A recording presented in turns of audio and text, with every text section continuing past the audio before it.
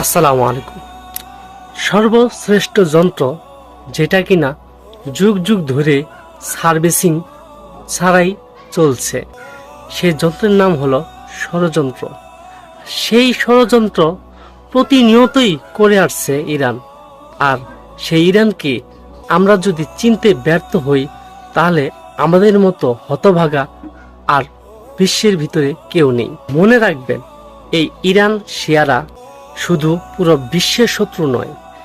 Iran, ইহুদি এরা হলো মুসলমানদের শত্রু।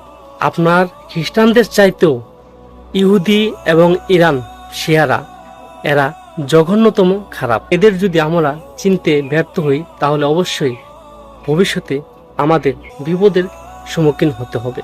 যদি ইরানের ষড়যন্ত্র সম্পর্কে আমাদের ধারণা থাকতো, আমরা কখনোই সৌদি আরবকে দোষারোপ করতে পারতাম না।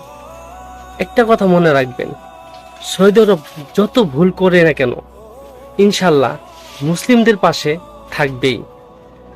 এটা মাথায় রাখবেন। হয়তোবা আমাকে এখন আপনারা গালিগালাজ করতে পারেন, কিন্তু এটা কথা মাথায় রাখবেন, মুসলিমরা কখনো মুসলিমের শত্রু হতে পারে না। মুসলিমরা মুসলিমের অবশ্যই বন্ধু। হয়তোবা বর্তমানে এখন আমাদের চোখে ছানি পড়েছে, কিন্তু অবশ্যই একদিন আমরা ভুল বুঝতে পারবো। আল্লাহ তাআলা আমাদের সঠিকটা বোঝার তৌফিক দান করুন। আমিন।